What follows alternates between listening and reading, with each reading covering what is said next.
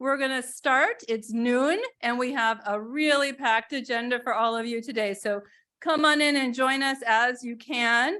And I am very happy to welcome you to the 5th edition of the Force for Positive Change.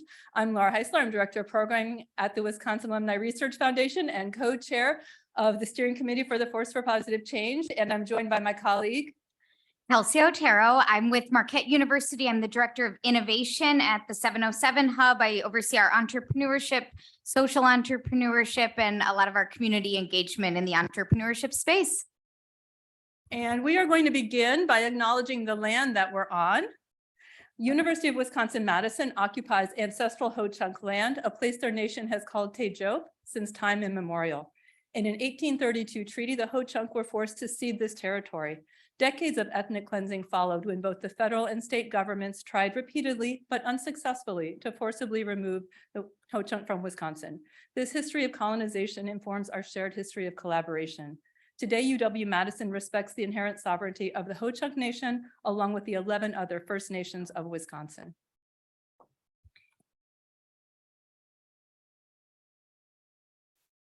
Thanks for that. And now I want to offer a few more thanks for our Force for Positive Change sponsors for this year. I know a lot of you commented when you were walking in how nice it is to be able to be here in person. And I want to thank these organizations for allowing us to make that possible. First of all, John and Tasha Morgridge, WARF, Marquette University, and the American Family Insurance Institute for Corporate and Social Responsibility. And then I have 2 shout outs on the WARF team, individuals who behind the scenes made all of this possible, the details, and many of you probably received emails from them, Becky and Shauna. So if you see them around, please give them a personal thank you for helping to pull this together today.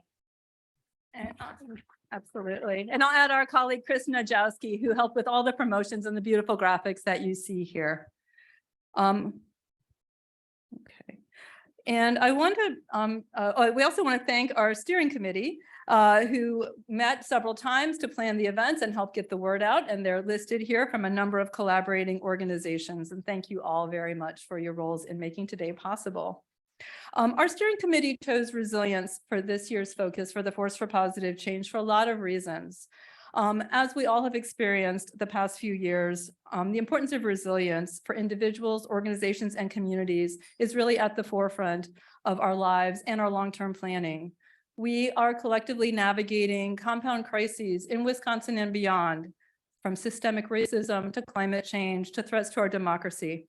Becoming and remaining resilient, learning from one another and from traditions and communities who have been resilient through centuries of discrimination, displacement, and disenfranchisement is and will continue to be paramount as we strive for positive change and social justice.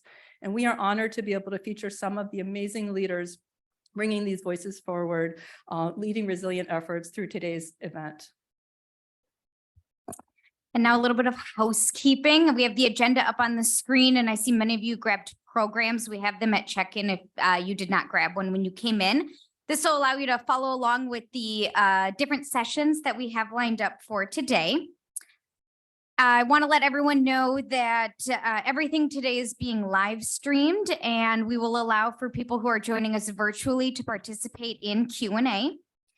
For those of you that are in the room, please use the microphones on the sides, line up. After each session, we will have some time for Q&A. And if you are participating via Zoom today, please use the Q&A function in Zoom and to pose your question, and then it'll be read out loud in the room so that everyone has a chance to hear it. For those of you that are in the room and you need to use the restroom while you're here, it's located on the red wall to my left. And in terms of the schedule, you may note on there that we will take a short break from 2 to 3, where we will have ice cream and give you an opportunity to connect with a number of organizations, social enterprises that are here tabling. Please take some time to walk around, connect with them. They all have amazing stories to share with you today. And then we'll resume the concurrent sessions at 3 o'clock. Panel 1 will take place in the Orchard View room. You can either take the stairs or the elevator. And then we will all join back here together for the marquee event of the Force for Positive Change, the fireside chat with John and Tasha Morgridge, the founders for this event. And then we will do an awards presentation at 4:45 and we'll wrap the event by 5 o'clock tonight. And we really will, because all of our speakers have to be somewhere, like they have to be walking out the door at 5. So you can all count on it. You will know who won by 5 and you'll be on your way. I run a tight ship. Anybody who was on the tour knows that. Bless Susan Lee also for escorting you on the tour and making it possible for you all to get back here. Thank you so much for being back here. All right, so with that, I am so excited. This event is going to hit you one after another. Every one of our panels is a blockbuster, and I'm so excited to start with this first one and to introduce my colleague Gerard Buckner, who has coordinated our opening panel, and we'll say a little bit more as he brings our panel up. So Gerard, come on up and tell us all about it. Where did he go? There he is. All right, welcome, Gerard.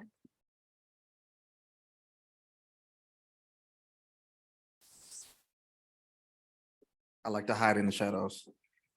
Thank you everybody for coming. I'm gonna keep this short and sweet. So how this work, I'll introduce our panel. Well, they're coming on up. We have a special opportunity where our moderators are actually high schoolers from the city, Madison City area and also outside of Madison. So it's gonna be an awesome opportunity. So the title of our event today is Humanity Within the Economy, Creating Equity Through Profits and Ethics.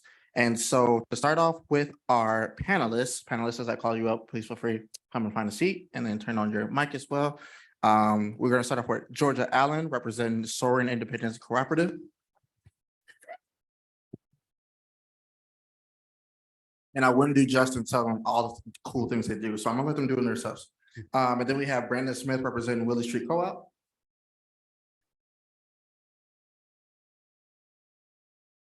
And as well, Dave Heidi representing Little John's Kitchens.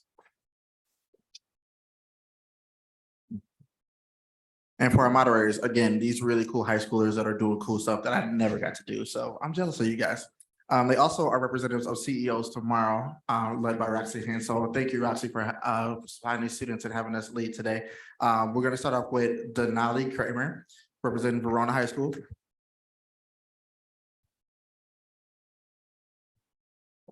Quentin Maddox from Sun Prairie West High School.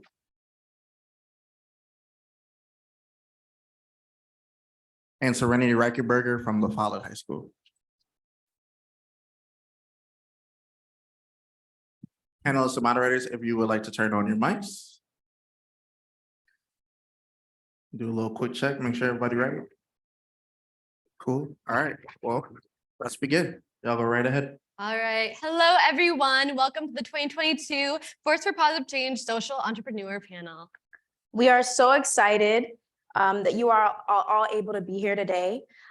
Georgia Allen, Dave Hyde, and Brandon Smith will talk about the incredible work that they do for the community. But first, let's introduce ourselves. Yeah. Hi, my name is Quentin. I'm a junior at Sun Prairie West High School, and I've completed the CEOs of Tomorrow internship program over the summer at the Explorer Children's Museum, where I work now. And then I'm in the Money Mentors program, so I go around the Madison area teaching kids about how to manage and work with money. And my name is Serenity Reichenberger. I'm a senior at La Follette High School. And I'm currently a teen money mentor as well for CEOs of Tomorrow. And I interned over the summer in their internship program. Hello, everyone. My name is Denali. Through CEOs of Tomorrow, I had the opportunity to create my own business. I am the founder and CEO of Yellow Flower. Yellow Flower is an advocacy company that sells products to help students, teens, and adults who are prone to stress and anxiety. I am also a senior at Verona Area High School, and I'm planning to go to Edgewood for elementary education.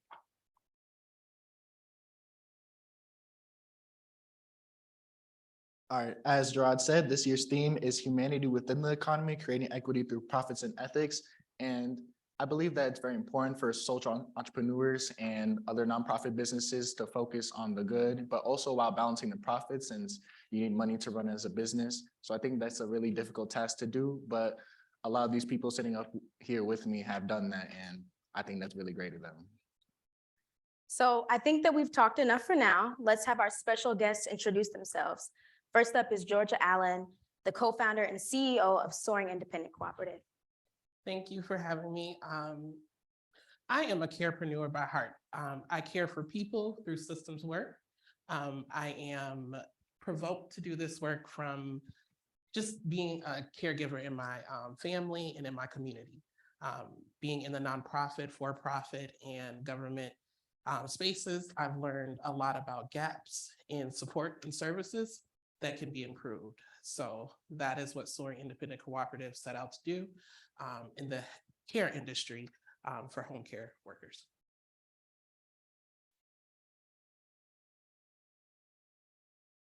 Thank you, Georgia. Next up, we have Dave Hyde, CEO and founder of Little John's Kitchen. Hi, everybody. I am the founder of Little John's. I also have our for-profit businesses, which are all named after my kids, including our nonprofit. So I started my restaurant Liliana's 15 years ago, named after my firstborn kiddo, but we closed that restaurant 3 months ago because my kiddo is trans non-binary and goes by Ali. So we closed our restaurant. We rebranded the whole thing. We just opened up a week ago. So we got Ali's that just opened up. So definitely come check it out. And then we have another restaurant in St. Charles Station that's going to be opening up in January after my son Charlie. And then I had a third kid whose name is John. So we were like, oh crap, I guess we're stuck opening another thing. And we really wanted to do something to make a change and a difference. And if you guys know me at all, we do a lot in the community. We do everything we can to help out. Through the pandemic, we helped Reach Dane put out 37,000 meals to help feed the families, all with 500 volunteers delivering to the door healthy meals for all the kids that needed some food. And yeah, so we saw all of this, like when with helping out all these other nonprofits, one of the things we saw is that they all struggled with one big thing, and that was getting food to people, and particular to their kids, to the people that they were helping out. And so our whole goal at Little John's is to provide the efficiencies that you get in a for-profit sector and bring that into the nonprofit sector. Because right now, everyone is siloed, especially when it comes to food production. And if you guys have seen the news, I don't know if you know this, but food costs are up. Did you know? Did you know that it's hard to find staff? I don't know if anyone knew that. Did you know it's hard to find cooks? I don't know if you guys knew that either. But like all three of those are just a little hot topic right now. And so our goal at Little John's is to provide really healthy, nutritious food made from scratch. We don't bring in anything pre-made. We cut everything. We make everything from scratch. We train veterans and people who've been recently incarcerated how to cook with that product. And we pay them a $20 an hour living wage to do that. And then we put the food out into the community with it. So that's us.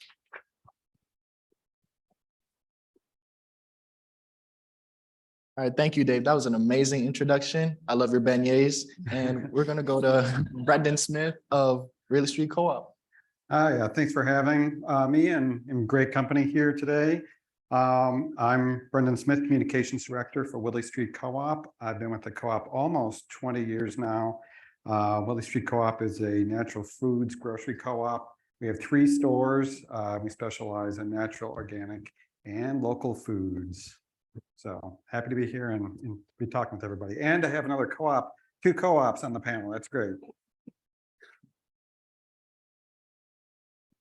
I need to interrupt for just a moment. I'm really sorry, but if you parked your car in the loading area, you actually, I'm really sorry to say, need to move it.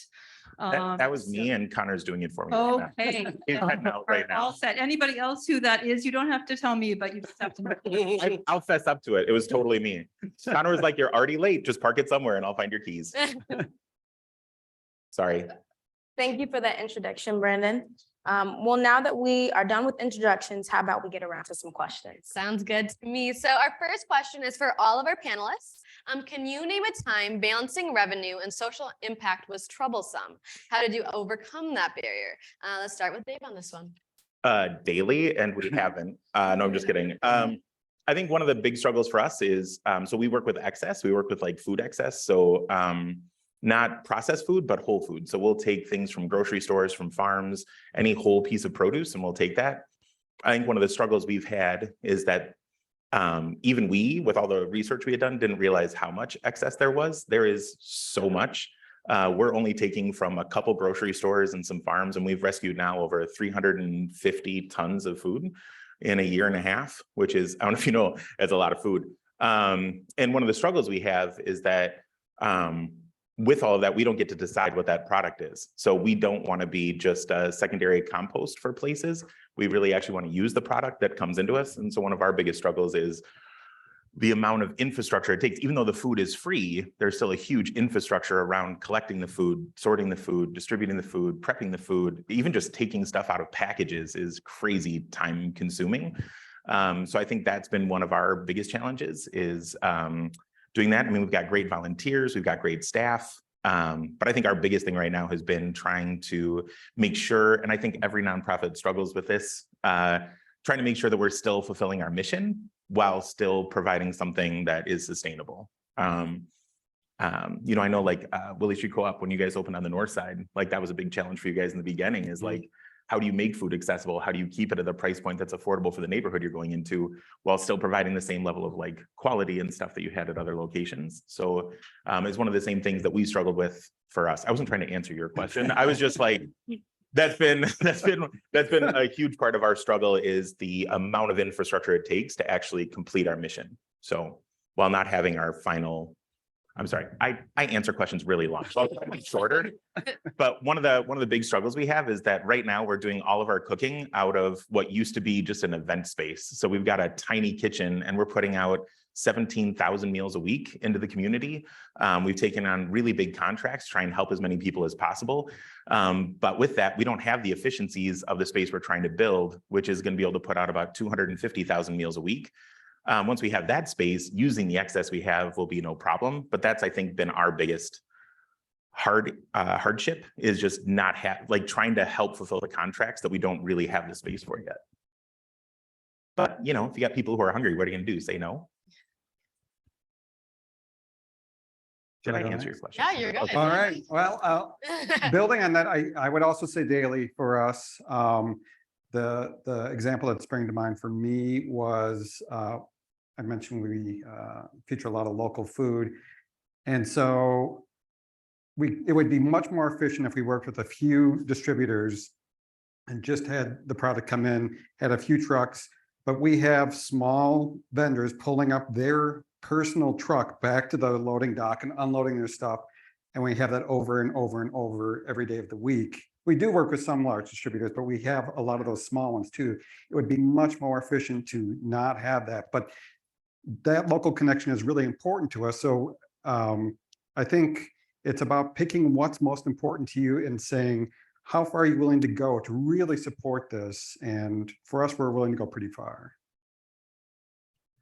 Okay, I guess it's my turn.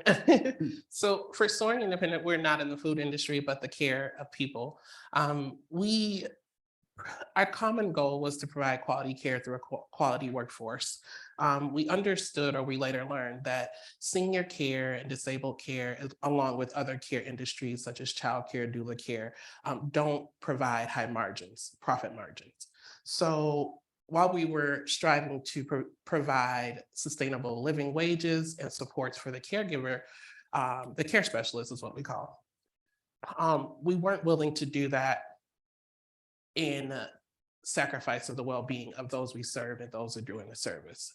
So we collectively listened to the providers, the clients that we served, and we implemented different ways to offset those revenue opportunities we weren't able to pursue, such as internal childcare supports because they're working around the clock 24/7.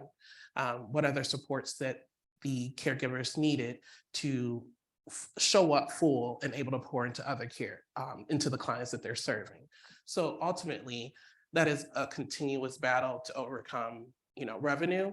And I will say care industries should not be a profit-driven industry. So we just set forth in looking at innovative ways in our Black and Brown communities of how we've taken care of each other. Again, through childcare supports and other opportunities. Great. So now we're going to transition to individual questions, and this question is for you, Georgia. As a service provider during a time when healthcare demands are at an all-time high, what steps do you take to make sure your organization is successfully achieving ethical development in the community? And more specifically, how is your business causing ethics to grow in society? Well, we're individuals in the community, so we lead by example.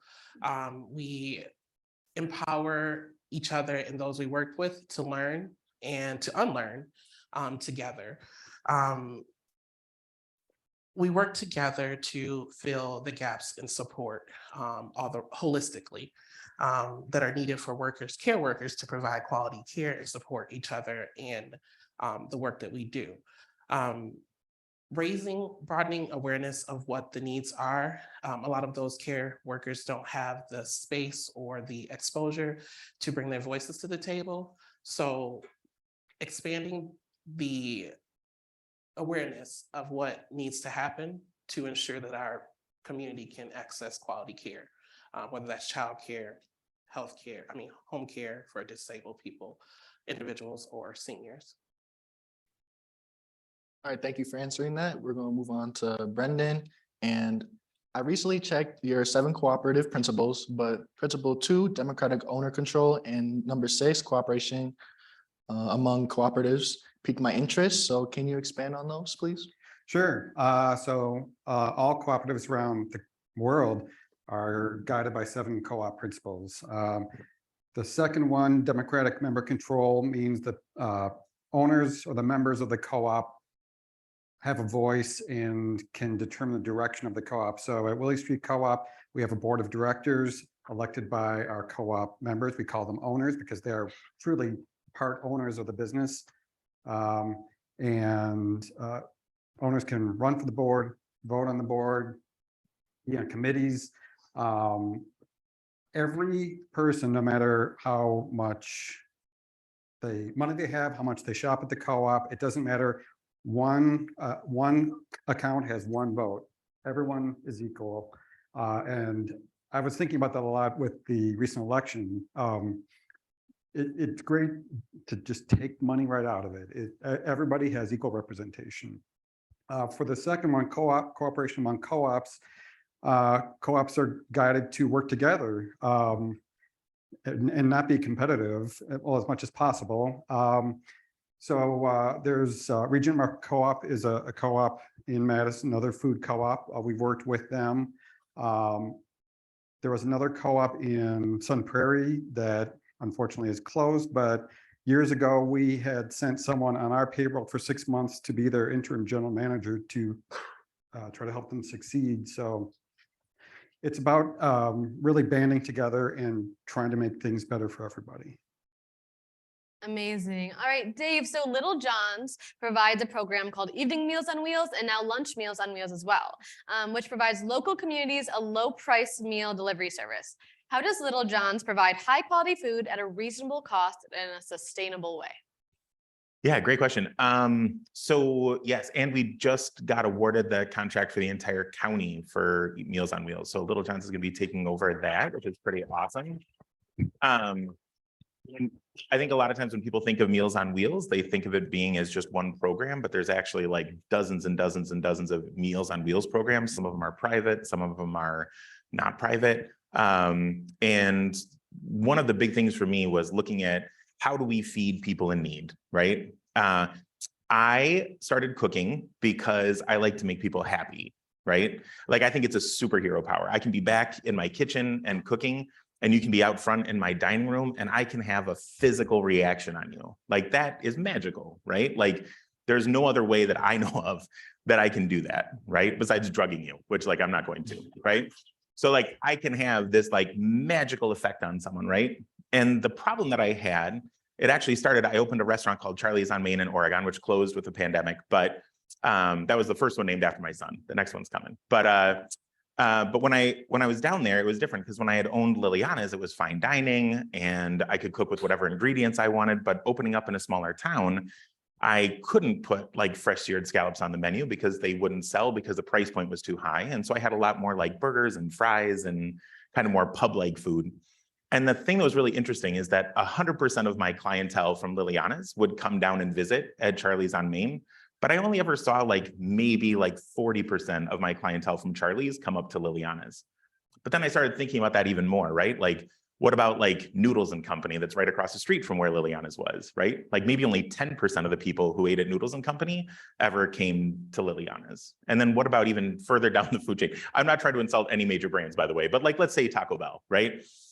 every single one of my clientele at some point had had a 2 o'clock in the morning run to Taco Bell, right? Like everyone, whether they want to admit it or not, they had all done the shame run to Taco Bell, right? But if you think about the people who eat at Taco Bell normally, how many of them had an opportunity, not just to Liliana's, but to any restaurant like Liliana's, like produce, like just what you guys buy, produce from local farms, like amazing, like seafood and proteins from local farms. Like how many of those people had ever experienced that, right? And then you think about one step further, right? So like maybe 100% of my clientele from Liliana's had eaten at a Taco Bell, but maybe not the other way. But let's go one step further down the chain, right? What about like soup kitchens, food pantries, right? People who that's their only access to food really, right? How many of my clientele from Liliana's had ever eaten at a soup kitchen or food pantry? Probably zero, right?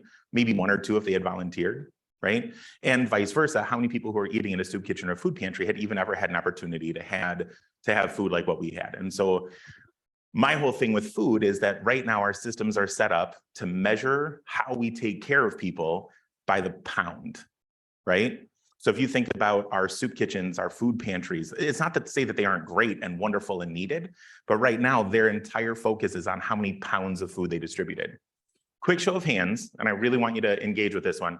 How many of you guys have ever gone to a restaurant you loved and called a friend or posted on social media the next day and said, oh my God, I had so many pounds of food last night, it was amazing. Anyone? One. Okay. And back, like buffets, I get it. Like I took that place down. Like I get that, like maybe that might be it. But overall, have you ever had like, so like for me, it's all about this, right? Food is love. And I know I talk way too much, but that's okay. For me, food is love, right? Like you don't get curves like this without loving food, right? Like every little curve on this body is from loving food. Like they say, don't trust a skinny chef, right? Like you can trust me, right? And for me, with food being love, I looked at how we distributed food to the people who are most in need, and it broke my heart, right? Like, how many of you guys would ever go, even though it's a great idea and a great thing, how many of you guys traditionally would have gone to a Meals on Wheels food delivery and taken a picture and posted it on Instagram for how pretty it looked? How many of you guys would have gone to a soup kitchen and gotten food put on a plate and taken a picture to send to your friend and say, oh my God, look at the food I got? Ever? No. How many of you guys would go to a food bank, right? Or a pantry and taken pictures of stuff and said, oh my gosh, it's gorgeous. Like I've seen pictures of Willie Street Co-op. People definitely take pictures of how pretty your produce looks, right? But we don't give that access to people who really need it the most. This is the last thing I'll say, I promise, I swear, and then I'll be done. But the whole thing about food being love, we all know it. The 3 biggest holidays we have in the US are Thanksgiving and Easter and Christmas. And it's not because of the religious part. It's not because of like taking land from people and giving them smallpox in return. Like that's not what we celebrate, right? What we celebrate is we celebrate family. We celebrate culture and we celebrate food that's passed down from grandma to mom to dad, right? That's what we celebrate. We bring dishes to pass. To me, we all know food is love, and yet the people who absolutely need it the most are people experiencing homelessness, our elderly, our kids in schools. How many of you guys would go to any school in Madison and eat a meal voluntarily? Lies. So, so here's the thing, right? We all know it to be true, right? We all know that the food that we're serving the people most in need isn't good enough. Our whole goal at Little John's is to change that narrative to say everyone deserves access to healthy, delicious, nutritious, made from scratch food.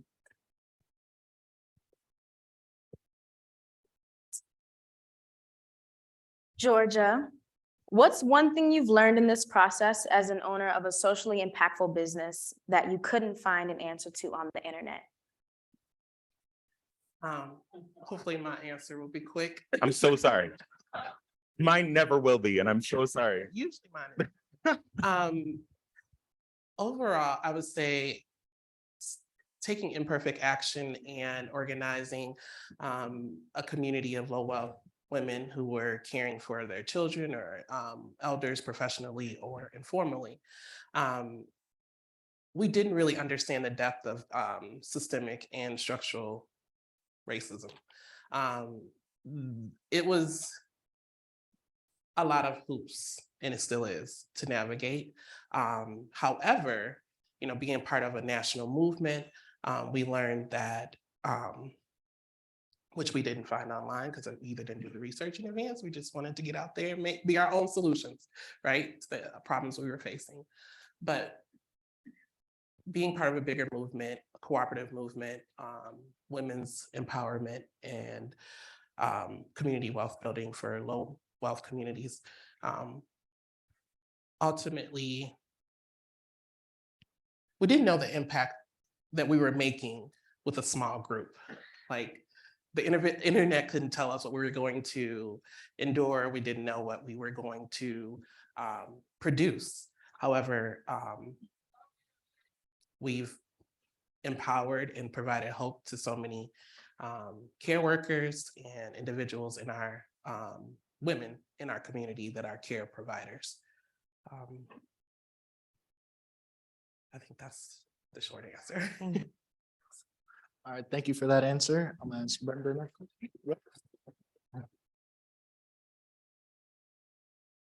All right, Brendan, what local connection are you most proud of in terms of sources of food and products, whether it helps the community or because the food tastes that good? That's a tough, that's a tough question. I've been thinking about that ever since you first mentioned it. I would say products. I'll have to have a small group of products like the Porch Light products and the Off the Block salsa and pizzas and products like that, where the products exist to not only create food, but create jobs, create processes, heighten awareness. I have a lot of respect for those companies. Thank you. So Dave, Little John's was founded in 2017. Within those 5 years, Little John's has built an amazing relationship with the local community and the people who make the community what it is. What has been your most memorable and heartwarming experience within the community? Oh boy, a lot.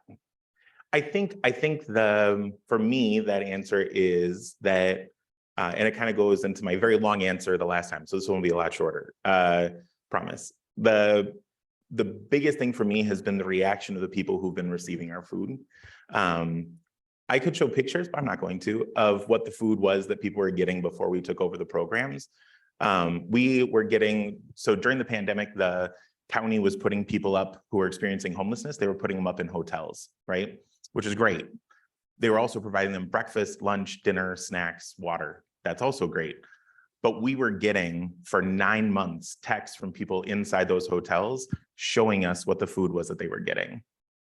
I would never have eaten it. It would be a styrofoam container that would have like tater tots and sprinkled cheese on it with a hamburger bun.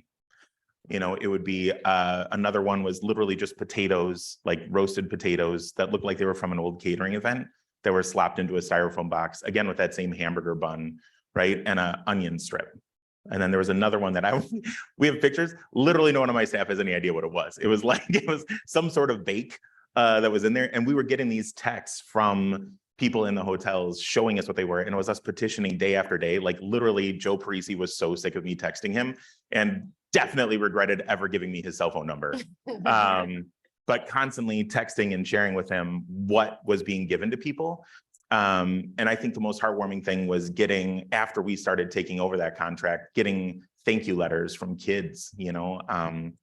I get emotional, so I'm sorry if I tear up a little bit, but like, I think one of the biggest struggles for us when we were first trying to get Little John's going, and even today, when we were first trying to go to get donations and to get funding, everyone was like, hey, here's what you got to do. If you want to do a capital campaign, you got to raise 80% first, right? And then after you raise 80%, then you go public and you can raise the rest, right? But we were literally with our team. We were working with Jasmine Brown from Feeding the Youth. We were working with Corey from Black Men Coalition of Dane County. We were working with all these different organizations and going, like, I think a lot of times when you think about people experiencing homelessness, it's a statistic like, oh, that's sad, right? Oh, that's too bad. But I think actually going to camps and like seeing like kids who are like, this is our first warm meal in 2 weeks, you know, like that, I think was the, I think that was the biggest thing for me. I think we should give clap it up for that.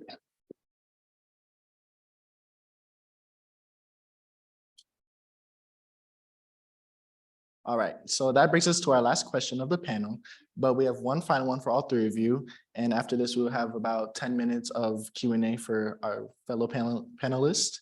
And the question is, what aspect of your business brings you the most pride? And Brendan, how about you kick us off? Sure.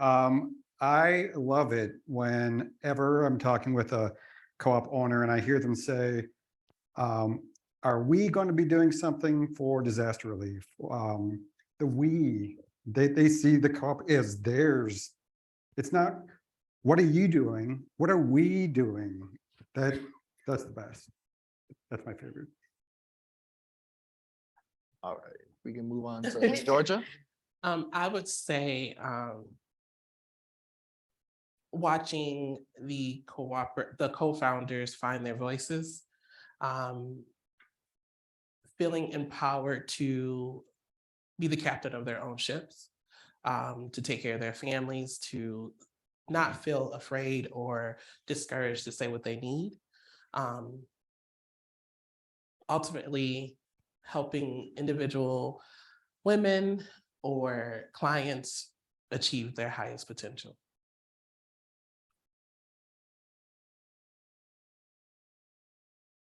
Could you repeat the question one more time? Sorry, I got taken up. Yes, You're good. you're all good. All right, what aspect of your business brings you the most pride? I 100% will say my staff. They are absolutely incredible.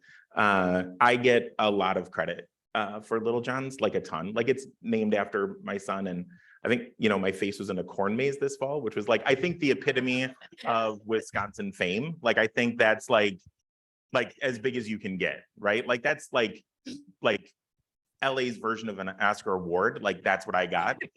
And so like people could literally walk through my face this fall. That's like, shh. So like for me, that's great. But really like without my staff, like nothing would have gotten done at all. In particular, I want to give a huge thank you to a very amazing person and friend. And his name is Connor. He's the guy who moved my car earlier. He deals with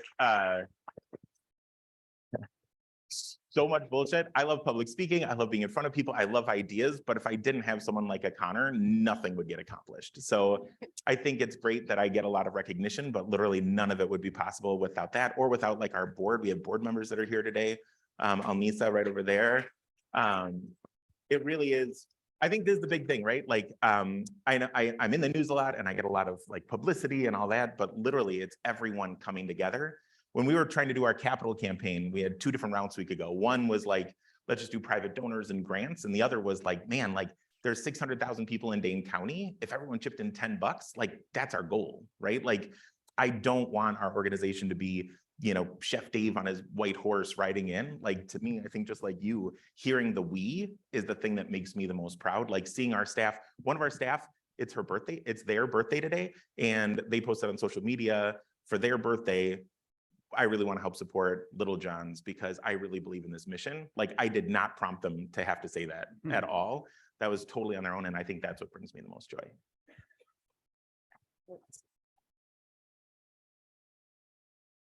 Thank you so much, panelists and audience. That will bring our moderator Q&A to a close. At this time, we are going to transition to our audience Q&A led by Dr. Hessler. Thank you. I'm going to start by asking a question, and I'm also going to ask a favor. Kelsey, can you flip on that other mic? Thanks. Okay, so I'm going to start with a question. You guys are past winners. Can you each say a little bit about what winning the Force for Positive Change meant to you at the point in which you won it? I can start where, first of all, when we won it, we went to the Lambeau Field. That was awesome. But we felt heard. It was an acknowledgement that our nonprofit sector understood what we were trying to achieve. So we just appreciated the opportunity to be heard.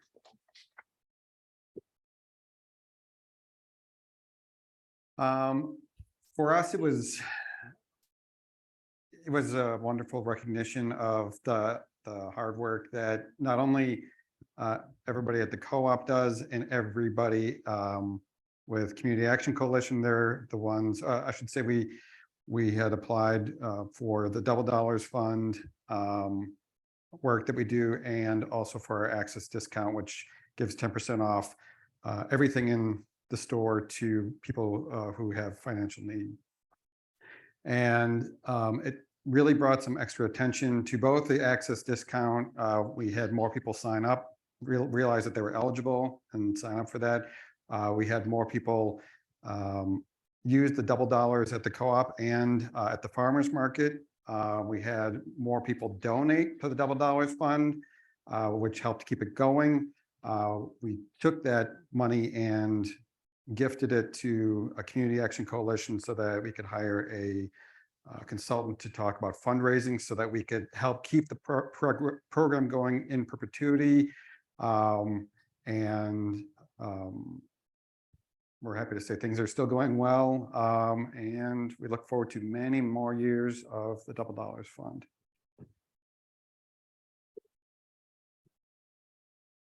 I think for me, yes, recognition, but I think also validation. Like, it's one thing to have a fun, crazy idea and think it'll do great and do wonderful things. I think every entrepreneur believes that their idea is the one that's going to, be awesome.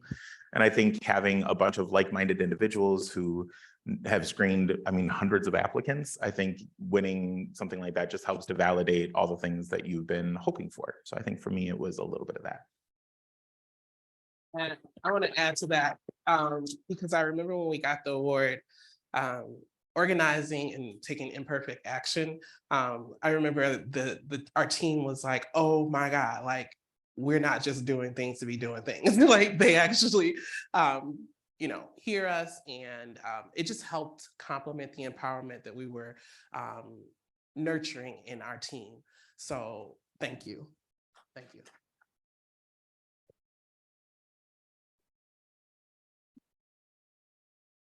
Mics are open. Don't be shy. We have a few minutes. Come on up, ask your questions. Right over there is the mic.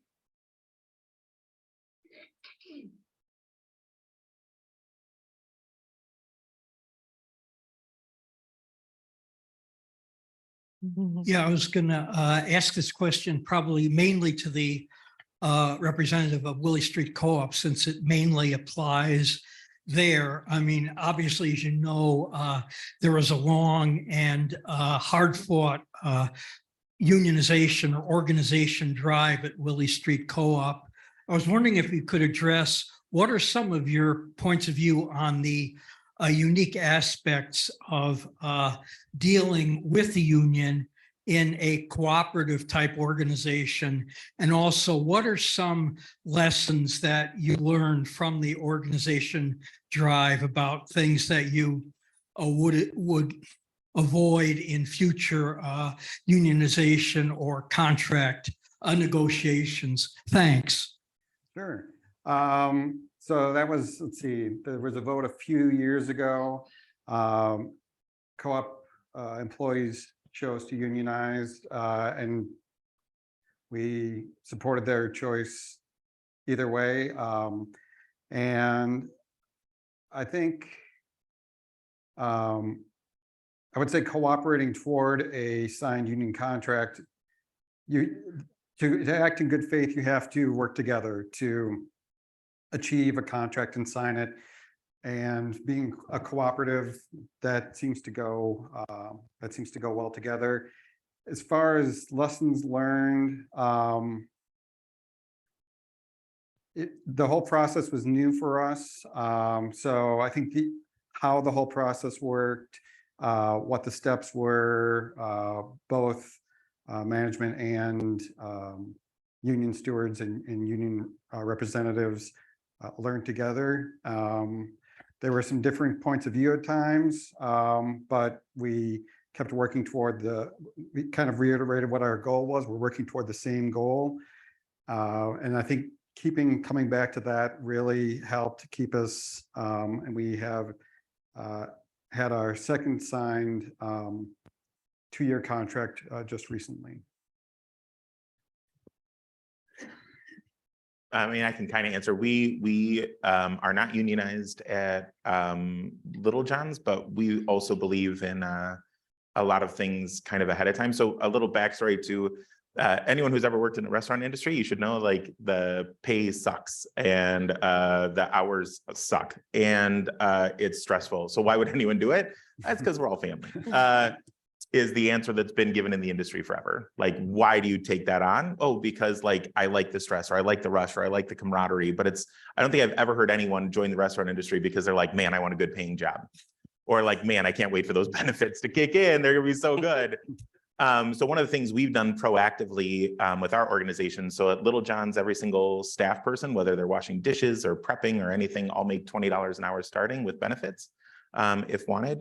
That was something that was really important to us as an organization. And that has been very tough to follow through with. I mean, that's a huge amount of income. It means basically everyone starts off at, $43,000 a year salary, which is it's a lot for a small startup organization. We've definitely struggled with that. At my for-profit restaurants, so most servers, I don't know if you guys know this, most servers make $2.33 an hour. So almost all the servers in Madison, about $2.33.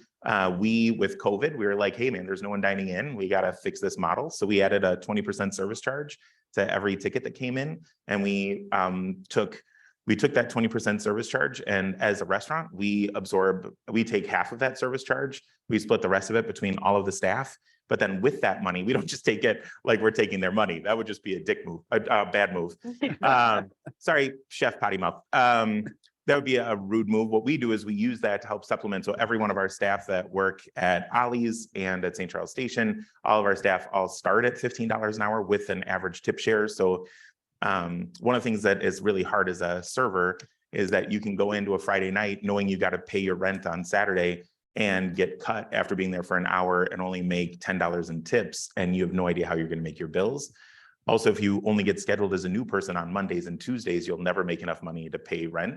So we equalize wage. So everyone starts at $15 an hour. Everyone has access to days off and mental health days. We're trying to kind of do the things that a lot of times labor unions are trying to get the people to do in the first place. We just are trying to stay kind of ahead of it. And I don't know if you guys have ever worked. This is one last thing, I swear. Okay, there's no one else at the mic. Otherwise, I just shut up right now. But so I got an opportunity to speak to philanthropists who wanted to help out our nonprofit organization. And after we gave our spiel, the question they had was, like, if we donate, though, won't it just make Madison a place for people to come to who don't have resources? Like, we want to make Madison a beautiful place. If we start having all of these resources, won't it make it so that we won't have? And here's what I answered. We didn't get the money from that person, by the way, because of this answer. And the answer was this. I said, bring them, like, let them come to Madison. Let's be the place where we take care of our people. And the reason why I said that is because I was like, hey, how many people in here have ever worked for like a shitty boss? Yeah, so if your boss is in the room and you can't raise your hand, just like wink a little bit if it applies to them, right? But so many of us have worked for a boss who doesn't care about them, where we put in the hours and get no respect, right? We've all had those jobs that are thankless and whatnot, right? We've also, how many of you guys, this is a fun one to raise your hand for, how many of you guys have ever worked for a boss that you know would do anything for you? What wouldn't you do for that second boss, right?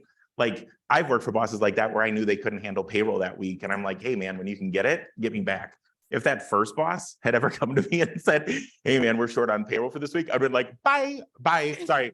I would have been like, no, thank you. I shouldn't be on public panels. That's okay. Connor knows that. He wants me to do all virtual and kill the video. So, okay, I'll be really quick. Yep. So but my whole point in that is that with all of that, with all the people who are in need right now, our systems don't give them that love and support. Like, our entire system is set up to be that first crappy boss, right? Our goal at Little John's and through my for-profit businesses is to try and say, hey, maybe if the entire community was saying we're that second boss and we're here for you and we care for you and we love you, that maybe people would want to contribute back into society. I'm so sorry. Thank you. Thank you all for being here. My name is Holly Burns. I have a question for all of you. We all know that during COVID, the pandemic, a lot of bad things came out of it. However, sometimes COVID crisis forces one to innovate. I am curious if there were any positive innovations that came out of the pandemic for your small business. Well, there was more awareness to acceptance to the childcare supports that were needed for the care industry. All of the innovative practices we were using internally then started to become more of an interest to the greater community. So there's continued discussions about childcare and other supports that can help care industries as well as other businesses in the economy. I think two quick things that came up for us were we saw a lot of vendors, particularly distillers, switch from making spirits to hand sanitizer pretty quickly. And having a local source of hand sanitizer suddenly became very important. And we saw that with some other products. Two people made some switches. And I think the other thing too is as a bigger cooperative, speed is not one of our strengths. You know, we would like to get input. We like to hear from everybody. So making quick changes was tough. But when no one wants to come into the store and everybody wants to just pick things up, you kind of have to make some changes quickly. So we did learn some ways to be a little bit more nimble. So that was a positive. So yeah, I'll go with those two. Ours was Little John's as it is today. So originally Little John's was just supposed to be a food truck, and 1 week would go into like a, you know, poor neighborhood and make sure our food was available at a pay what you can price. And then the next day maybe would go over to like Epic or Exact Sciences and have a line out the door of people who could maybe pay a bit more. And that was kind of our model. And then I mentioned at the beginning, right when the pandemic shut down everything, it was Reach Dane that contacted us and they said, hey, we've got a bunch of kids aged 3 to 5 and 92% of them get a majority of their nutrition from our program. And with everything closed down, we have no idea how we're going to feed these kids. And we talked back and forth and I was like, hey, maybe we can do it with Little John's. And what we did was we said, hey, if you put just enough food for a 3 to 5-year-old in a food insecure home, it's survival of the fittest, right? Like that's going to get dispersed among everyone. And how do you guarantee that the nutrition money you're spending is actually getting to those families? So we actually put together all of these family pans of food that could feed up to 8 people. We organized so many people. It was insane. It was beautiful. It was like the most beautiful thing that I've ever had in Madison. Over 600 volunteers came to our call. We did it all just with volunteers, and we got food. We made it. We prepped it. We did it in the basement of Charlie's. And we put out, like I said earlier, 37,000 meals delivered direct to the door to all of those families and kids. So, and it was from that we really realized how big a problem it is with quality food for our most at-risk people. So, you know, COVID was devastating to my other businesses, but for Little John's, it's why it is what it is today, was because we saw the need, and now we're trying to get open up to help people. We do need to wrap this panel. Thank you all so much. And before we clap for them, I also want to thank Gerard Buckner for organizing and Roxy Hens for bringing us these amazing moderators. So please join me in thanking this amazing panel. Guys, go ahead, leave your mics on your chair. Our next panel is going to come up. We're going to start at 1. So everybody stretch your legs for a minute and we're going to get our panel together for 1 o'clock. Good to see you. Oh, fun.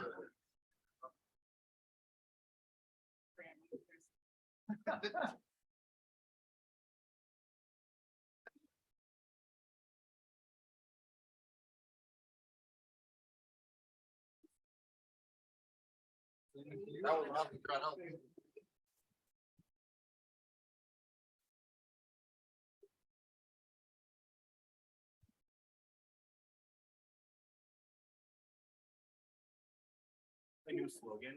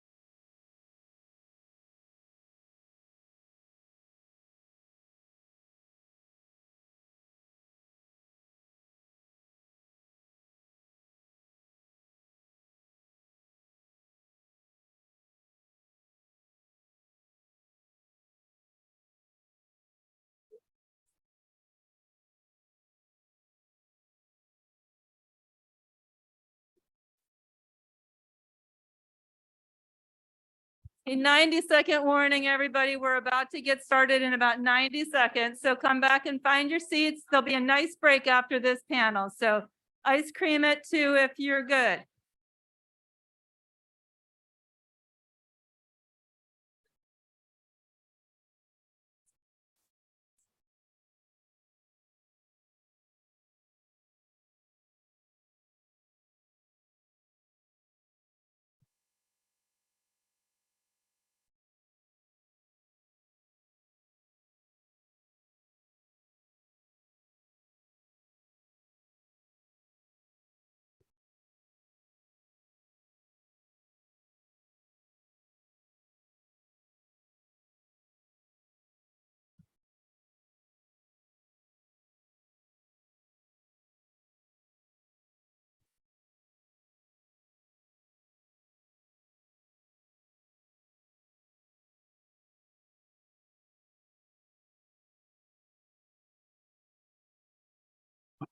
Copy.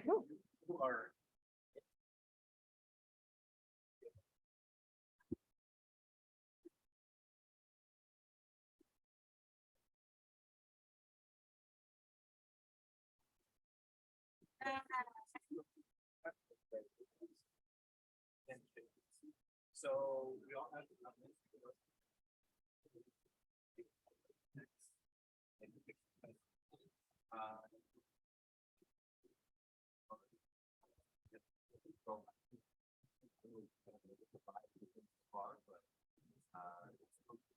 Good.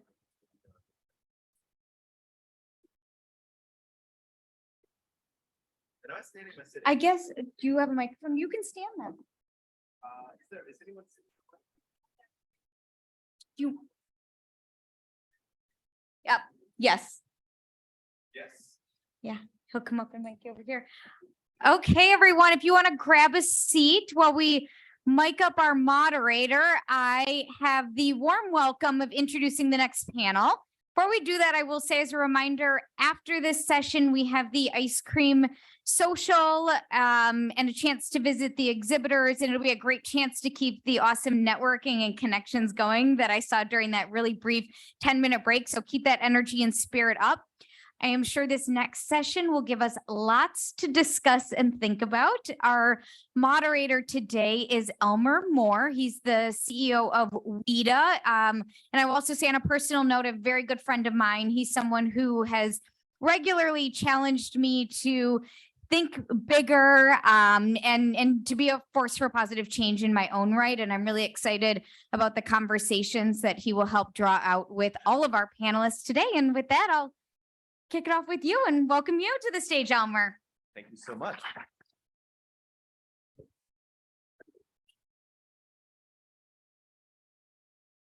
Good afternoon. So my grandfather was the pastor of a church, actually a few churches. And for any of you that I've met before, you're used to this speech. So I grew up in an environment that fostered conversation even when it looked like a presentation. I grew up in an environment where you were as much, if not more important, a participant than the folks on the stage. And so what we're going to ask is, we're going to treat this like the church that I grew up in. When you hear things that move your heart and your spirit, you will let everybody else know. I will invite you to choose how you do so, vocally or physically. Obviously, if this was a church, you might say amen. Depending on where you grew up and what kind of church you went to, you might hear somebody say something like, well, or more recent addition to this language is, won't he do it? So we're going to practice this one time. Just together, I'll let you choose your own word, but give me the reasonable response to this weather. Okay, good. Good. So similarly, we're going to treat this moment like church, at least the church I grew up in, which would always start with an invocation. And an invocation it's a call to action. It's a call to move in a certain direction. And today we're going to move in the direction of togetherness, of community, of impact, of change, of optimism, of support, of love, of kindness, and so on. So all this preamble is our invocation, and I'm going to give us 5 seconds. We're all going to do this, y'all. I'm going to give us 5 seconds to close your eyes, take a deep breath, and we're just going to align ourselves for this moment. So go ahead.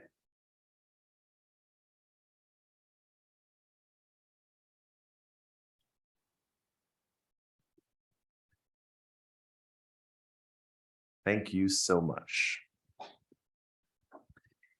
So I brought notes. Please do not expect me to use these notes. Y'all, I brought notes.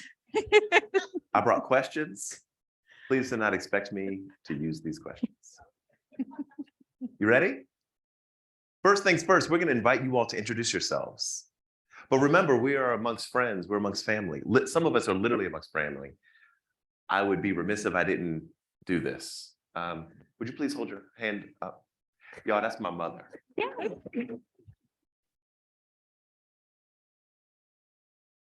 So I'm going to invite you all to introduce yourselves. Obviously, give your name, give the name that you would prefer to be called by, and share with us what you do, your organization, and so on. But share with us what is the motivating idea that empowers you and gives you the energy to do the hard work that you do.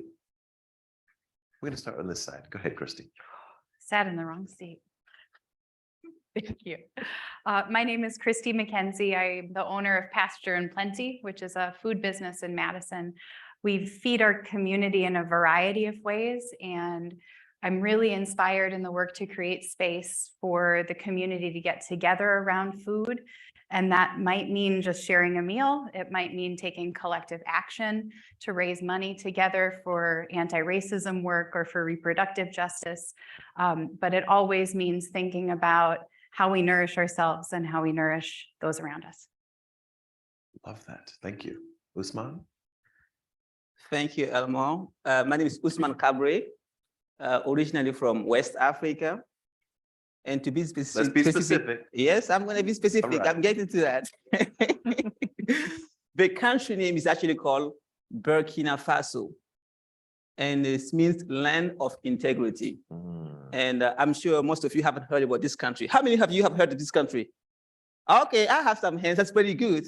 So if you do, you also know that this is actually one of the richest countries in the world. Talk about it. Did you know that? Okay, but now you do. But it is actually also one of the poorest countries in the world. So Roxy, you can be rich and poor at the same time. So I grew up over there, and you're mentioning about motivation. What really drives you to do what I do? I grew up over there, and I was always wondering, how can I leave this country, come to the United States, get a great education, and go back and help my own people? So my people is really my motivations. So when I was about 12 years old, I started my first business. And my first business entailed waking around 4 a.m. in the morning, biking to the bakery, ordering bread, and delivering from house to house to house. So when I finished high school, I selected 6 families to ask for help. 5 families turned me down, but one woman said, I don't know you very well. You only come to my house every morning to deliver bread. You come back every month to take your check. That's all I know about you. But I can see your motivation, your dedication to follow through on your dreams, and I'm going to invest into your education. So she took a chance on me, and I ended up here in Wisconsin. I forgot about the weather. So I came here and I attended school over here. I got my master's degree, and I wanted to pay it forward. So we start to really bring people from Africa to the United States here through a scholarship program. That's really my motivation. We have almost 18 of them here in Wisconsin, and they're doing much more. So it's really helping people and paying it forward, because all of us have been helped, and no one can really go ahead and pay it backwards. We all have to think about how can we pay it forward. So that's my motivation, Elma. Love it. Thank you.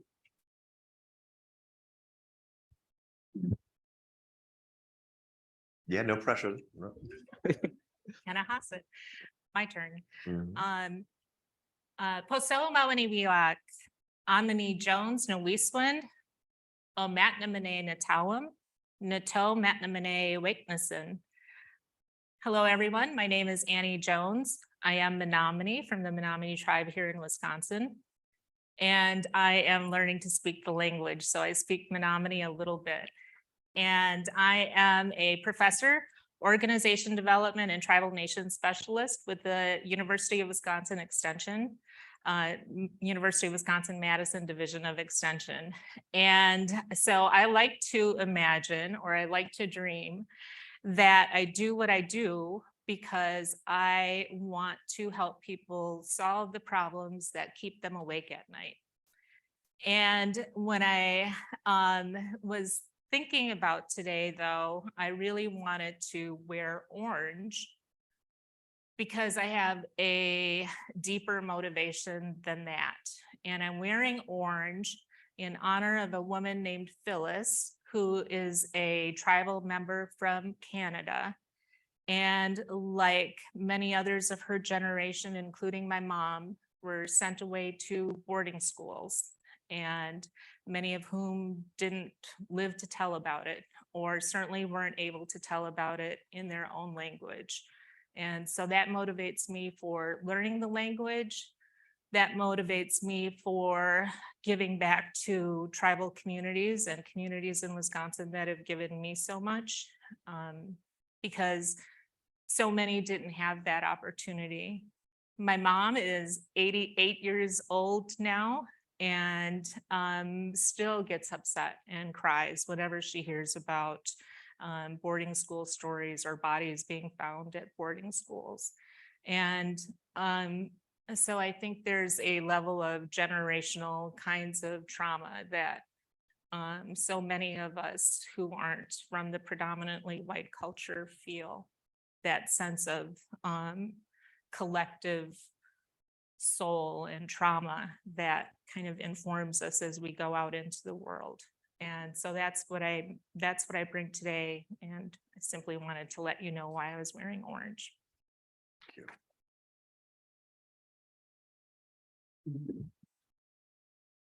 Hainipi, Ho-Chunk Rajada, Hahemari Winga Hingaire, Nagamaikare Rajada, Elena Terry Gahingaire.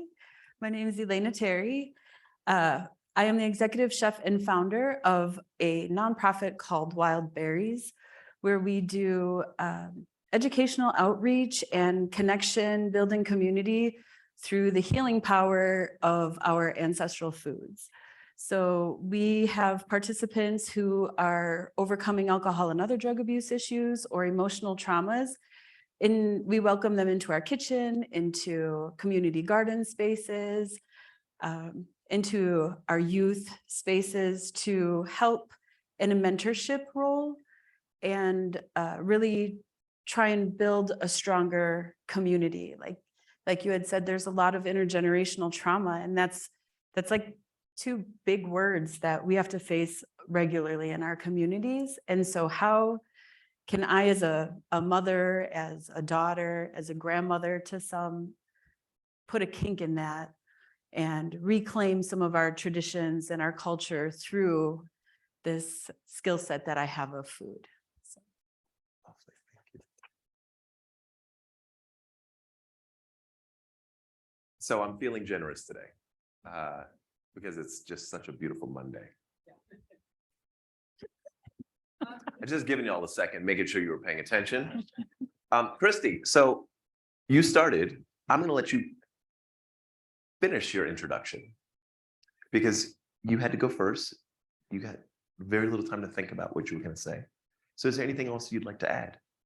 Thank you. Well, first, I'm just so honored to share the stage. Thank you for creating this space.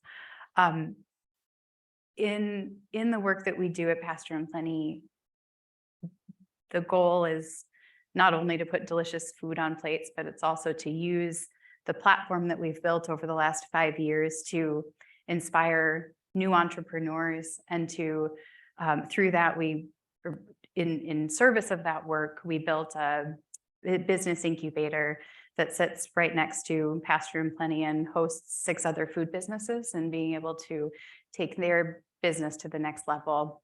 I think a lot about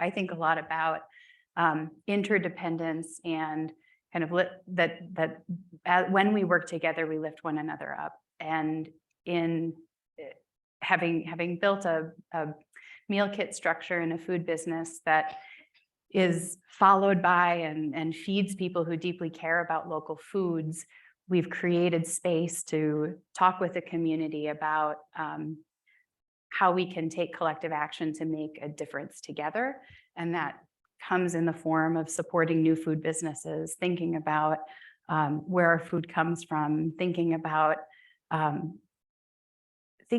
deeper meaning and how food can create a space to heal, to educate, and not just nourish our bodies. Thank you. Y'all work hard, and you do hard work. Help us understand, because we're here to learn together. Help us understand how you can maintain consistency in your output, how you get out of bed knowing that you're going to go to bed that night without having finished solving the problems that we believe we're addressing. How do you maintain your inspiration and your energy? I'll go. I think that the beauty of the work that I do is that it is constantly changing. Like every day is a new adventure. There's always more community that can be built and these relationships that can get developed. And it's exciting work for me to be able to do. I don't consider it work. I feel like this is a lifestyle that I chose. And in these connections, I get just as much out of the transfer of energy and the interactions and like what inspiring people that I have in my life to say, wow, every day I have these new ideas and ways that I could do a little better than the day before, or what can I build on to make it more stable for myself. So I feel like, and then my children, every day I get up and I think of them and I say my prayers and know why I'm doing this work, you know, like what better motivation than the next generation to say, I have to do this. Like every step I take today clears a slightly larger space for them for their journey. I love this. I'm telling y'all that we didn't clap a lot in my church. We actually just said things. So feel free also to stand up and walk up and down the aisles if that's what you do at your home church. So we all have to build ways to understand our impact.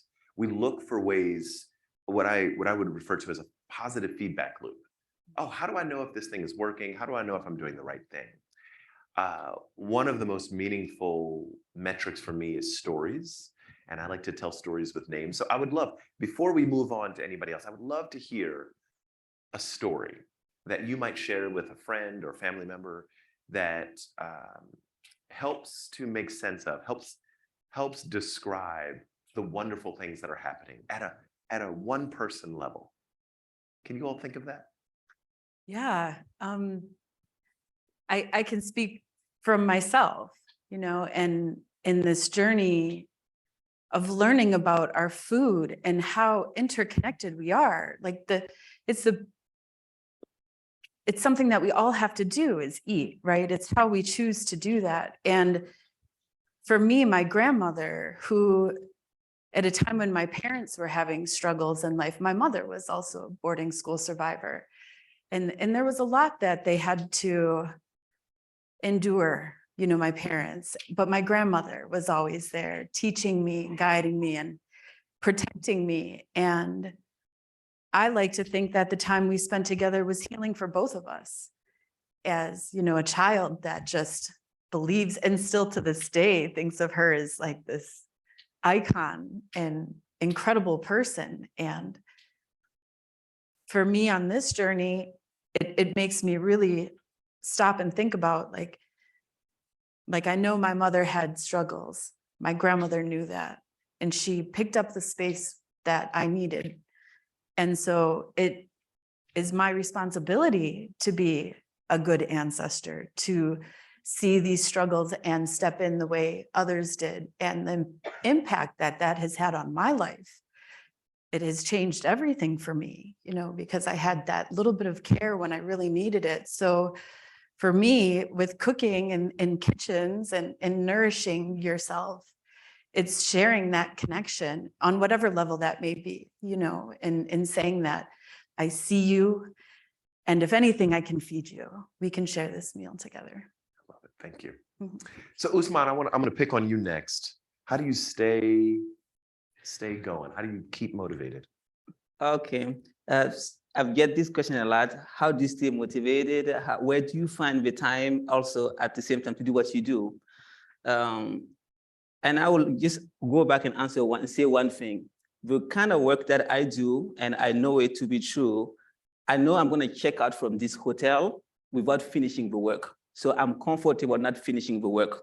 But at the same time, I know we're going to be also raising young people who's going to be taking the baton. So we call it building a generational leadership in the end, so that the work is never finished, but you have people picking up to move forward.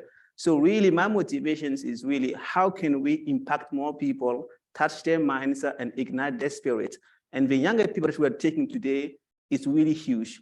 So you're talking about somebody who's working on transforming people for the next 20 years to come. Let me just share a quick story with you. Some of you have maybe heard of this country called Rwanda.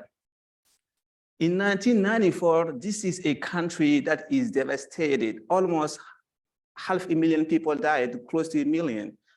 But today we call them the Singapore of Africa because of the transformation for the past 20 years. And there's a key word here, Singapore of Africa. In 1960s, Singapore was also one of the worst countries to live in. But today, Singapore is really on the rise, and everybody knows what Singapore is, also even in terms of economics.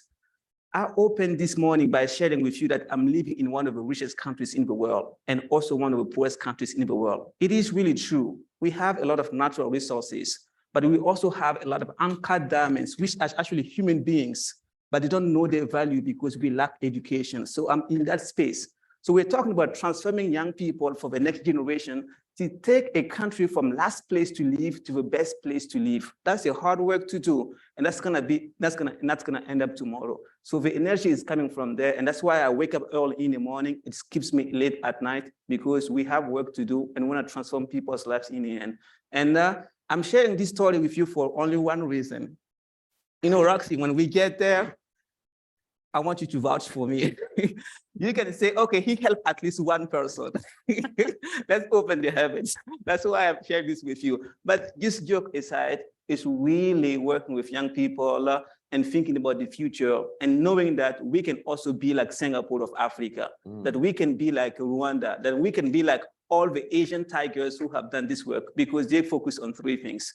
Focusing on the younger people, on their education, focusing on working with the Americans to bring foreign direct investment, and focusing on attracting people to come and really see and improve the tourism aspect. So we're working on those things. That's my motivation. Thank you. Woo.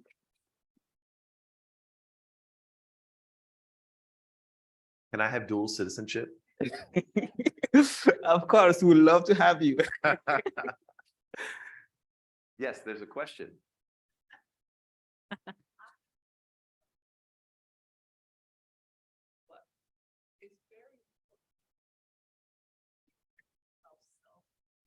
All right, so I'm going to repeat the question so everyone could hear. My mother asked, right? This was not supposed to be moderated by everybody, but my mother, well, I'm just kidding. My mother asked a very important question, which is, what do you do about self-care? How do you take care of yourself? How do you physically, spiritually, emotionally recharge? What do you do? Well, I have to say, Elaine and I are working on a project, and she just shared with me that she hasn't had a day off since July. And I thought, I get that. I get that because when you do this work, it fuels you. And when you do this work in community, and you think about having more purpose, when you think about what you're leaving behind and what maybe you're templating for in your community, it fills you, but it can also exhaust you. So, I was thinking about on my day off, I want to invite Elena over and make dinner. And then I thought, well, that's kind of still my work. But in food work especially, I think, taking the time to nourish one another is self-care. And when I think about the why I get up every day, it's because I want other people to find respite in this world. It's because I want folks to be able to connect with a rootedness in community that feeds their souls, and to provide food that allows them to step back and take a minute, and appreciate and acknowledge all the work that goes into it, and to feel less overwhelmed with what might be otherwise on their plate. I feel like I'm fueled by a history of people who taught me how to be this way in community by, I'm going to lose it, by my parents, by my family, by my faith community that taught me that if you have something to give, you share it. If you have something to say, you speak it. If you have a problem to solve, you lean on someone and you say, I can't figure it out myself. I need help to do it. And from my experience here at the university and the community, well, it was called Rural Sociology department back then, thinking about the connection of urban and rural, thinking about how rural communities and urban and rural communities can create innovative space together to solve issues of inequity, issues of access, and through opportunities like the Badger Volunteers Program, where I realized that like what I was learning at the university should be put into practice, where I had professors and other organizers saying, what you're learning here, should be the work of your hands, not just writing.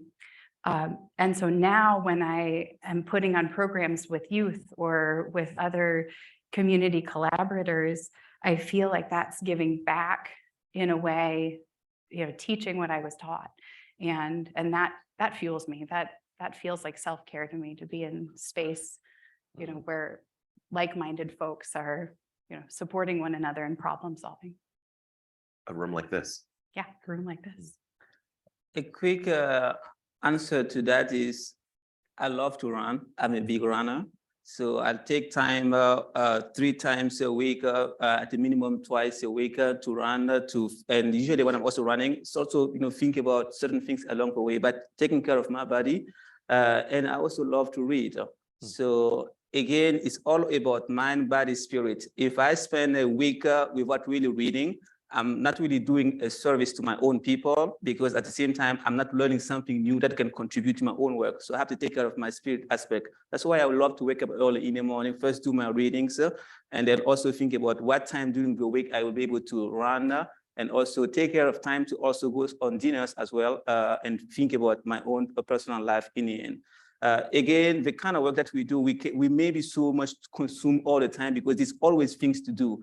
But at the same time, how do we prevent from burnout? Because if I stop doing what I'm doing, if I ever fell sick, the work is going to stop in the end. So I'm preventing certain things along the way. And I know in the community and also professionally, they always also say, oh, you have to respond to emails within 24 hours.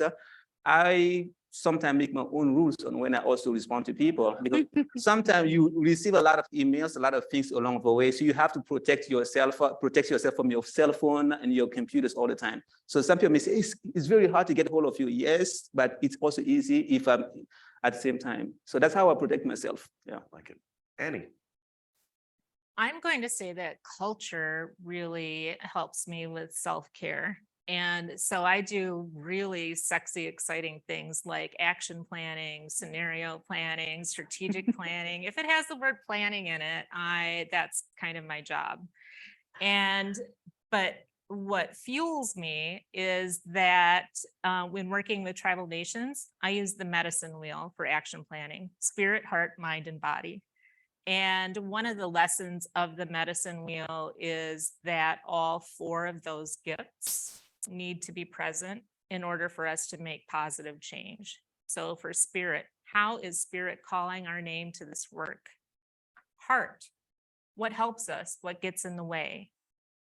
Mind, so many of us want to think about, okay, we should do this, we should do that. But really train yourself to think about spirit first. How is spirit calling my name to this work? And then body, as you said, how are we going to put this into action? And so I think that cultural teachings, learning the language, working with tribal members to empower them to know that they are leaders in climate change, that we don't need to learn from someone else, that we are the people who may save humans from themselves, that we can assume that position of leadership and use our cultural teachings, our cultural knowledge to be able to do that.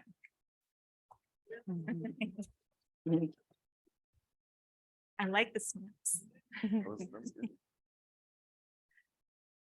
So Ho-Chunk means people of the big voice, and everybody thinks it's because we're like loud and outspoken, but it was explained to me that it's the voice like from our heart to the creator. And that's the big voice. Like it's that we have this ability to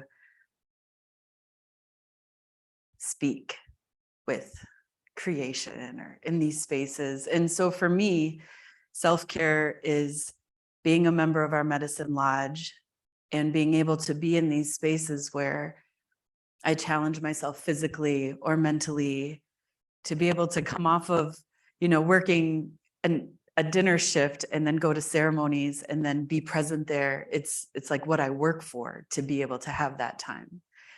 And it is for me, like I do practice mindfulness and yoga every day. I get up a little bit early so that I can meditate and set my intentions. And that is the self-care. It's remembering that I exist, that I can't do this work unless I care for myself in certain ways. And like food is heavy. I don't know if anybody works in restaurants.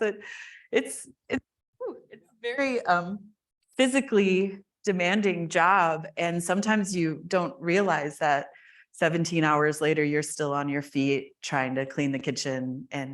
But it's like seeing when you serve your meal that everybody has smiles and are appreciating what you put your heart and your passion and your good intentions into making for them.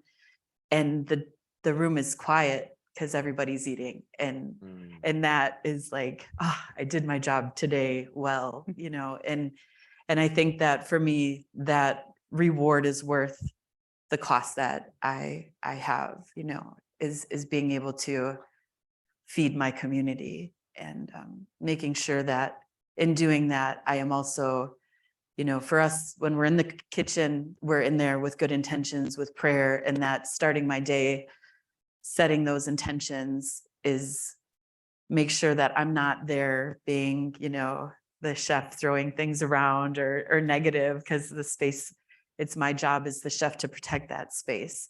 So sometimes it's been a really long stretch for me, but every day I'm like so incredibly blessed to be on this journey and greeting that day with gratitude. Love it. Thank you. Yes. I want to challenge you because we're creating our own language right now. So I'm going to challenge you to receive the blessing of other folks trying to take care of you. So you need to take a day off. So Saturday's my last cook for the year. And then I get December to not necessarily take time off, but it won't be as physically demanding for me. So I do have this goal, like once I reach this moment, I get to exhale for a little bit. I appreciate the encouragement in that too. Okay, good. Yeah, I'm just going to put an auto reply on all my emails, Christy, that say Right. that. Yeah. Or just don't reply within 24 hours. Like your followers. As Usman said, make up your own rules. I like that. So I want you all to imagine, let me back up and add a little context. Oftentimes we decide what the future looks like from the present, and we consider all the challenges and all the problems, and we try to come up with an optimistic version of what could be. I want you to completely unburden yourself from reality. And I want you to imagine a future.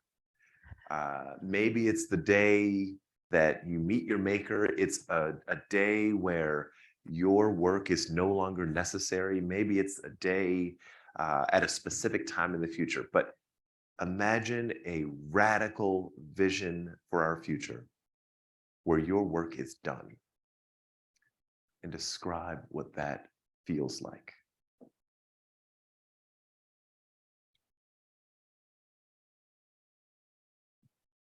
I mean, it feels great. It feels, I mean, I told you, Elmer, when I landed here in the United States for my education, when I just landed at the airport, you can literally smell the freedom. So when my work is done, I'll see my people will not really have to fly to the United States because they have their own resources. They have enjoying their own lives. And it's really feels great to also finally be on your own home, that you don't have to travel other places for something else, that people are coming to you to visit you and also enjoying a new culture and accepting that we are different, but we're embracing our differences in the end. That's really when my work is done. But as I'm telling you, it's gonna be a long ways. I'm gonna check out from this hotel without seeing this, but at least we have moved the needle a little further. So thank you for asking. Thank you. Annie, what about you? Oddly enough, I do yoga too. Right. So there's this song that I really like, a yoga song, and it's kind of based on a Foreigner song. I want to know what love is. I want you to show me. And I really love it. I listen to it almost every day. It's really just empowering for me. And so I imagine this world where humans are no longer ranked, that there is no hierarchy of humans, that we all see each other for the spiritual beings that we are, having a human journey, and that there is no desire to have power over, to control, to dominate, but that we are loved for who we are. And that feels magical. Love that.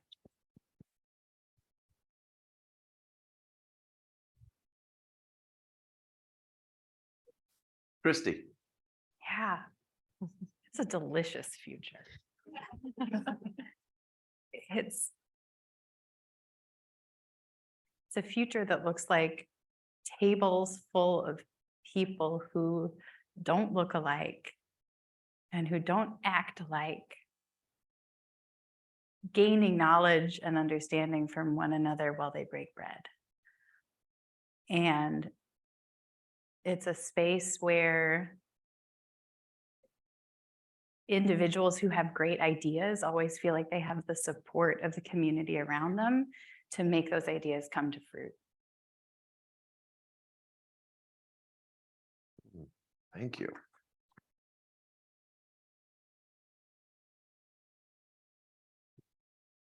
All right, Elena. You know, we're on ancestral Ho-Chunk land right now, a very sacred space. And in this future, I would imagine Ho-Chunks thriving again on this land and sharing in these beautiful ways in a diverse and equitable community, and being able to celebrate truth in history and move forward from these terms like colonization and intergenerational trauma, and say that we are strong, resilient, amazing people, and we thrive. You know, where there are enough plates and enough food to feed our communities, and where we don't have to worry about poisoned water systems or the effects long-term of environment and climate on our food, but where we're able to just be peacefully and happily together, you know, with enough. Wow.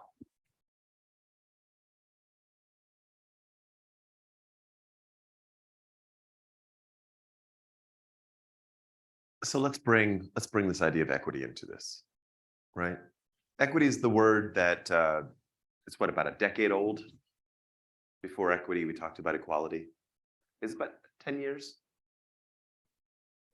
Yeah, about 10 years. And to me, equity, it doesn't represent a new idea. It represents our getting better at expressing this radical vision that we all imagine, which looks so many different ways, but feels pretty similar. I imagine it. Did what you just hear from them resonate with you as you think about your own radical visions? And whether it was said using the word equity or not, all of you described a time when identity was cherished and celebrated. And it wasn't about castigating anyone up or down. And we're on our way.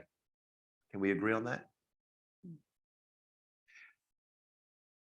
So I would love to hear from you all thinking about this pursuit of equity and the celebration of our identities, to describe to us the identities that you carry that you feel are important for folks to understand who you are.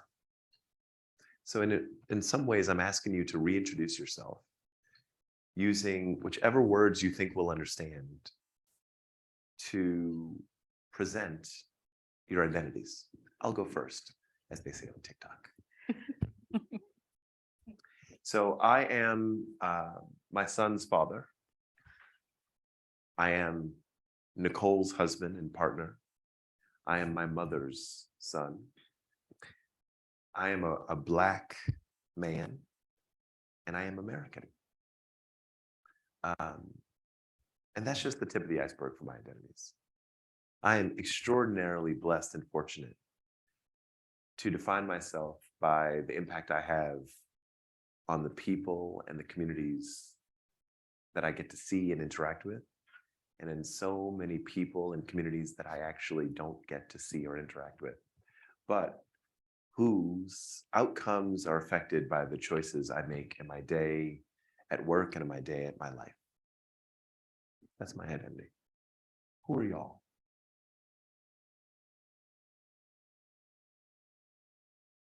I am the son of a wonderful father and a mother. I am a brother of 9 siblings. I am African. I'm a friend of Americans.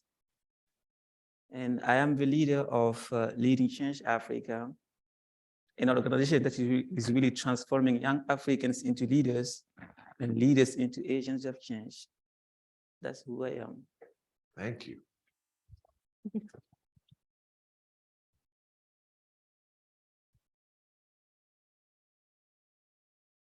I'll let you all decide how we do this. Go. I'm a mother, a dreamer, a survivor, a manifester, a medicine woman, and a believer in my community.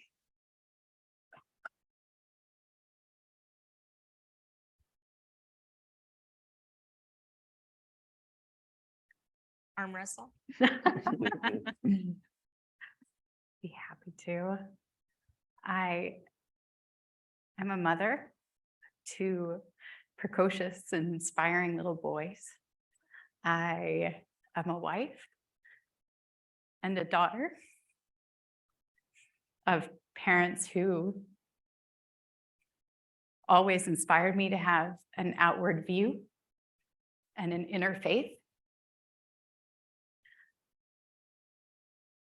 I'm a leader, but more than that, I'm a collaborator and strive to be a steward and a servant to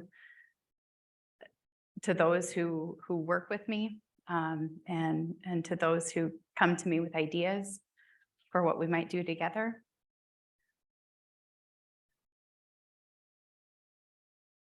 I'm American and I'm white. But beyond that, I'm Scottish and German and feel that deeply. I love it. Thank you.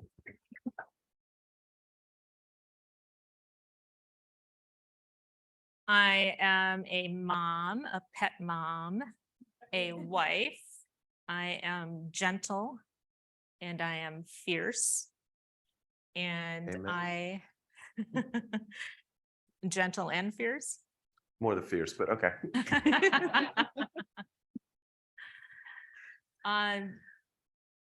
There must be justice. I like the word justice over equity.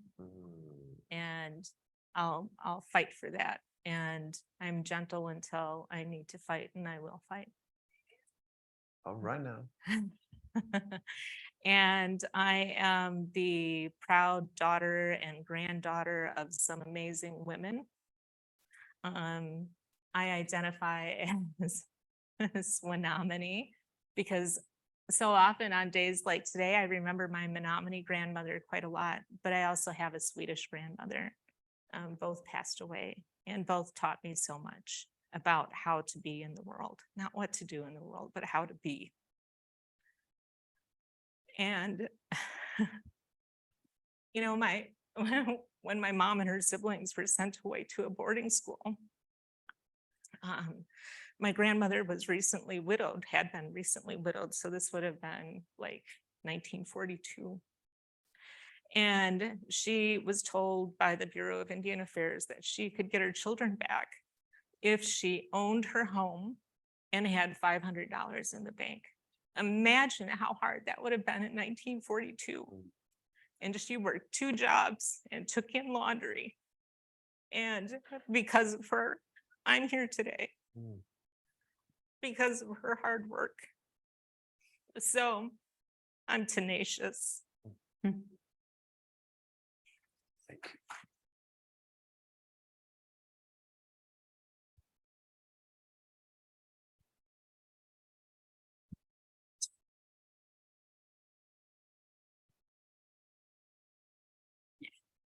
So I'll be honest, I have no idea what time it is.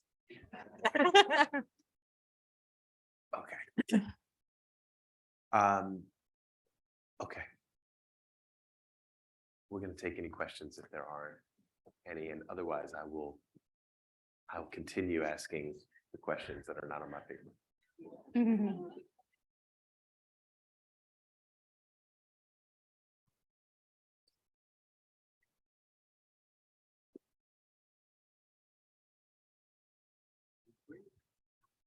Anyway, I'll go ahead and just speak up.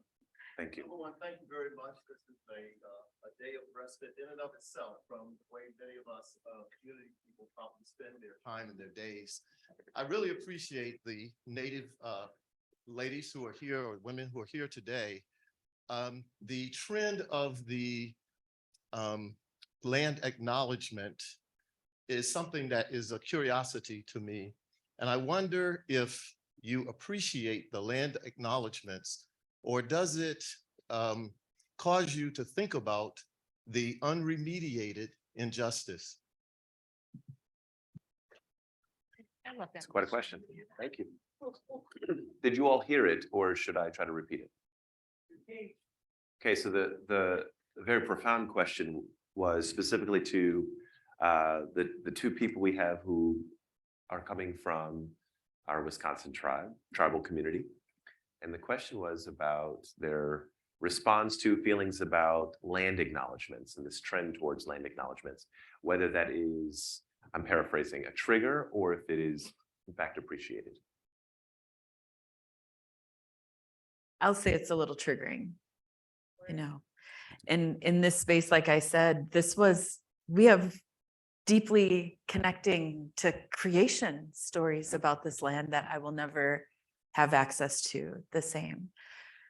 I am from Wisconsin Dells and talk about it. I mean, people ask me all the time why I'm still in Wisconsin Dells. Well, because that's where my heart is. That's where the river is sacred in that space. There's so much that if you're going to acknowledge that I used to thrive in this space and have access and have my spirit connected to the energy of the land, you know, like land stewardship is another thing that gets said a lot, but I don't think people really understand what that means to somebody like me and what the connection to the earth means, and acknowledging to me before your event that I will never have that deep connection the same way I once did is heartbreaking. You know, there have been a few land acknowledgements where I was like, yes, I love that. But they were very controversial land acknowledgements, you know, like, how dare you actually speak the truth about what happened here with that acknowledgement, instead of just very properly with a team of lawyers compiled the statement that says, you'll never have this again. Yeah. You know, it is difficult, but I guess forward motion is forward motion, and the acknowledgement of spaces and the fact that even saying historically we did occupy this is more than what we had 10 years ago. So it is a slow step forward. It's just very difficult sometimes to hear them, you know, from that perspective. So thank you for that question. Thank you. I don't mind hearing them, and they are triggering. Both things can exist because I think it's important. Acknowledgement is a good first step. Recognition is a good first step, I suppose. What I would really prefer is that you spent time with us, that you got to know us, that you see us in our present strength and leaderfulness, and know that while we value this land and love this land in ways that are very spiritual and cultural, that we have a sense of responsibility into the future for this land too. That is why Native Americans serve in the military at a higher proportion than any other ethnic group in the United States, and likely always will, because this is our land. And so spend time with us. And if you really mean it, give land back.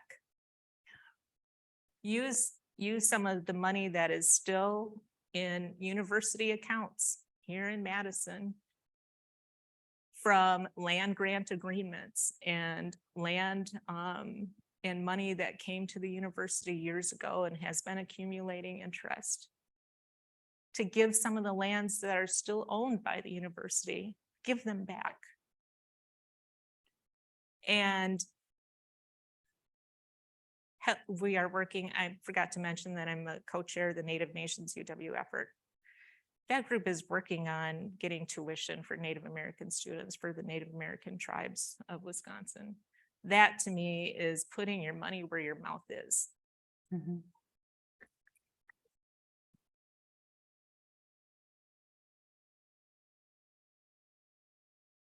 So we're going to close. We started with an invocation. And for those of you that grew up in the church, what's the thing called at the end? Do you remember? The benediction. That's right. Benediction is the bestowing of a blessing, typically.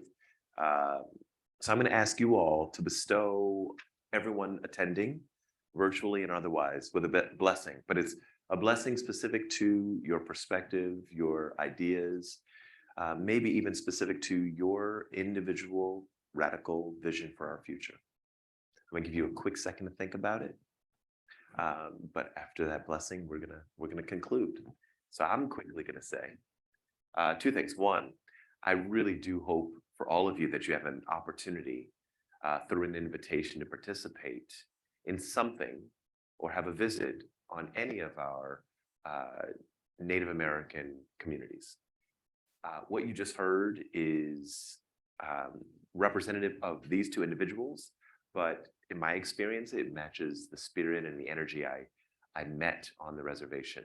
I didn't fully appreciate the idea of a connection to land until I was there. And so I hope for all of you that you get to experience it as well. I also want you to take seriously what we heard about being intentional with our capital, our financial capital, our time, our political capital, our power, influence, and so on. We have a lot of wrongs to right. Be very thoughtful about where you give your most precious resources. And then finally, thank you all for your time and attention today. It has been a true pleasure and my honor. Thank you. Thank you. And I hope that you all will emulate the incredible power and vulnerability that you just experienced from these four people. If we all did a little more of that, so take that with you for the rest of your day, week, and month, and year, and lives, and be a blessing upon everyone you meet. So with that, I'll invite our benedictions. Wow. I hope that you find space in your life to share a table that has food that challenges you in flavor, in focus, and that in that moment, that nourishment helps you grow. Thank you. Thank you. Two things. First of all, thank you for your gift of time, of being here with us. And second of all, it's only 4 of us here on the stage, or 5 of us total. I know each of you also have something in your lives that is so passionate that you spend most of your time with. And what you are doing also impacts other people's life. My prayer is that God is going to use you until he uses you up. That's my prayer, so that you can also really touch more people's lives in the end. Thank you so much again. Thank you. Yes, thanks for listening. And I hope that if you are experiencing any sense of community, common unity, communion, whatever word comes to mind for you, that if you're feeling that and the Spirit is moving you inside, that you bring that feeling home tonight, to your workplaces, to the people that you interact with, and show them kindness and acceptance. Yes, I also wanted to say thank you to everyone for your attention, for your inspiration. And I would say to, what this very space is that we are forces for change, and it can be positive. Every act of kindness, compassion, inclusion sends ripples into our community that will move and change, transform into giant waves of change and progress, transformation. I send you off for part ways with this discussion, hoping that you know your power and how impactful those small gestures, what might seem like a small gesture, can be for the next generation. And saying that, we can be a very powerful force to make tomorrow a better place, to be a good ancestor in this moment today. So thank you. Join me in thanking Annie, Usman, Christy.